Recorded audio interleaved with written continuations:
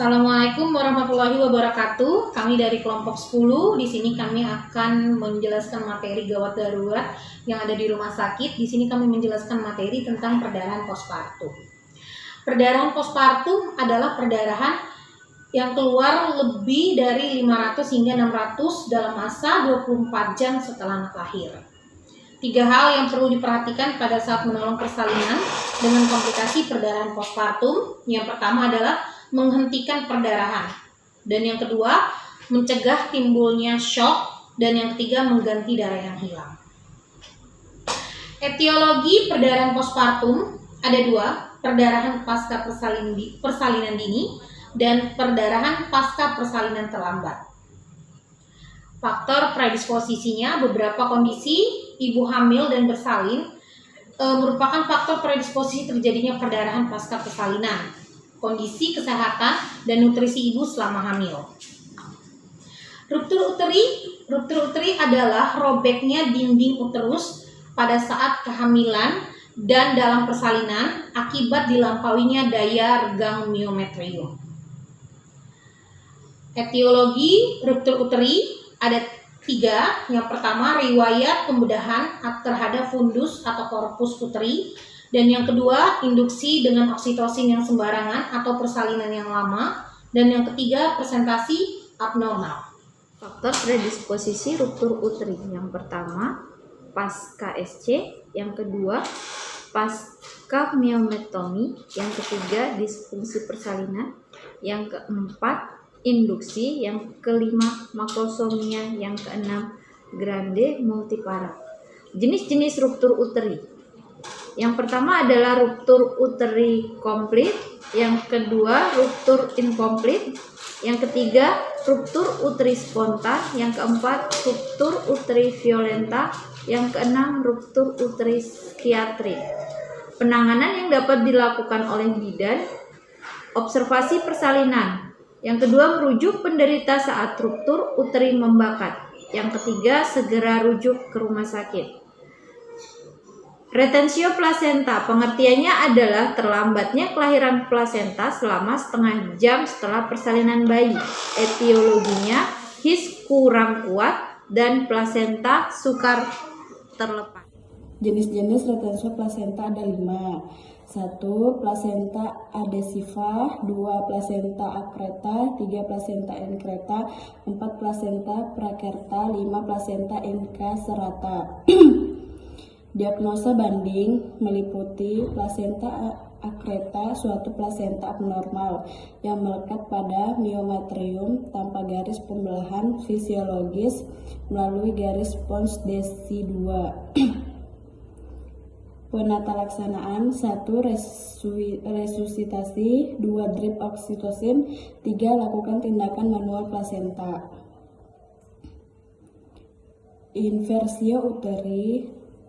Inversia uteri adalah bagian atau uterus memasuki kavum uteri sebagai fundus uteri sebelah dalam menonjol ke dalam kavum uteri.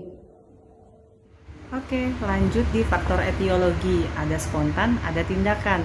Yang spontan itu grande multipara, atonia uteri, kelemahan otot kandungan atau alat kandungan, tekanan intraabdominal yang tinggi pada saat mengejan atau bisa jadi pada saat kita batuk. Terus kemudian pada tindakan itu ada kret yang berlebihan, kemudian tarikan pada tali pusat, manual plasenta yang dipaksakan, kemudian perlekatan plasenta pada dinding rahim. Kemudian faktor predisposisinya tonus otot rahim yang lemah, kemudian tekanan atau tarikan pada fundus, kanalis cervicalis yang longgar.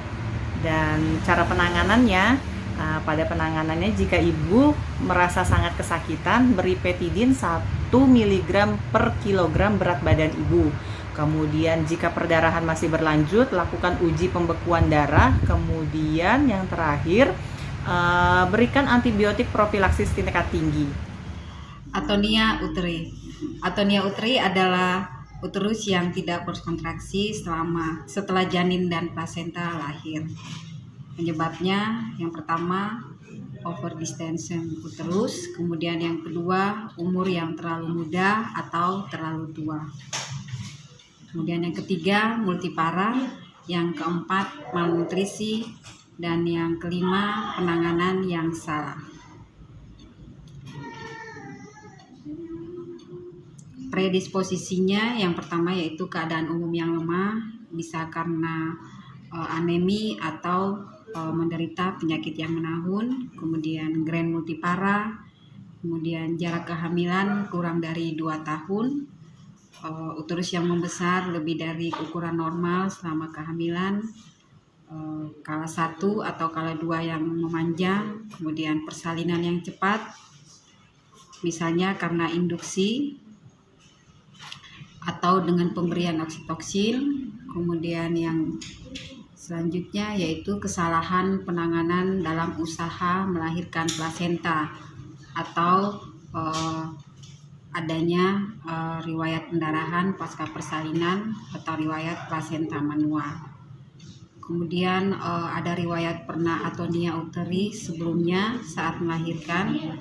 Kemudian yang terakhir adalah hipertensi dalam kehamilan.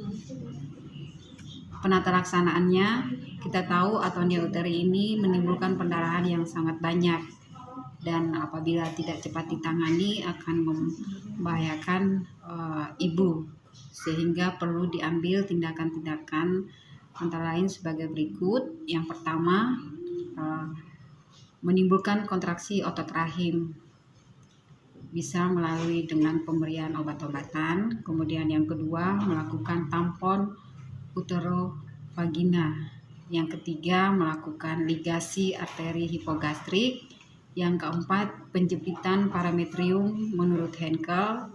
Kemudian yang kelima, histerektomi supravaginal. Ini adalah tindakan yang terakhir apabila pendarahan tidak bisa dihentikan. Selanjutnya, sisa plasenta. Adanya sisa plasenta mengakibatkan pendarahan yang terjadi, bisa karena tertinggalnya kotiledon atau selaput kulit ketuban yang mengganggu kontraksi uterus dalam menjepit pembuluh darah uterus sehingga mengakibatkan pendarahan. Etiologinya yang pertama, salah ketika memimpin kala 3. Kemudian yang kedua, pengeluaran plasenta yang tidak hati-hati. Kemudian predisposisinya yang pertama usia ibu, kemudian yang kedua paritas, dan yang ketiga anemia. Tanda dan gejala adanya sisa plasenta yang pertama, perdarahan terus-menerus setelah melahirkan plasenta, kemudian plasenta tidak lengkap ketika dilakukan pengecekan, kemudian adanya tanda-tanda shock. Penata laksanaannya yang pertama, penemuan secara dini, artinya memeriksa plasenta setelah dilahirkan, kemudian mengecek apabila ada yang tertinggal, kemudian memberikan antibiotika dengan konsultasi dengan dokter, kemudian lakukan eksplorasi digital. Yang keempat, berikan transfusi darah bila perlu, kemudian yang terakhir tindakan definitif. Ini tentu saja kolaborasi dengan dokter. Pembukaan jalan lahir yang pertama, pendarahan dalam keadaan di mana plasenta telah lahir lengkap dan kontraksi rahim baik. Yang kedua itu perlukaan jalan lahir terdiri dari robekan vagina, kolpaporoksis, robekan serviks uteri, robekan korpus uteri, robekan perineum, dan luka perineum. Untuk etiologinya, yang pertama pertolongan persalinan oleh dukun, yang kedua tindakan operasi vagina, dan yang ketiga spontan. Untuk predisposisinya, yang pertama multiparitas, yang kedua usia ibu, dan yang terakhir bayi besar. Penata laksanaan yang pertama perbaikan vagina dan perineum, yang kedua adalah perbaikan robekan serviks. Untuk pengertian dari kelainan pembekuan darah, yaitu pendarahan yang terjadi karena adanya kelainan proses pada pembekuan darah ibu sehingga darah mengalir terus-menerus. Etiologinya adalah pada periode postpartum awal, kelainan sistem koagulasi tidak menyebabkan pendarahan banyak. Hal ini tergantung pada kontraksi uterus untuk mencegah pendarahan. Jadi, penata kersanaannya sendiri yang kita lakukan adalah yang pertama pasang infus NaCl atau RL, yang kedua tangani kemungkinan penyebab kegagalan pembekuan darah tersebut, yang terakhir adalah transfusi darah. Ini adalah penyajian kami dari kelompok 10. Kurang dan lebihnya kami ucapkan terima kasih. Assalamualaikum warahmatullahi wabarakatuh.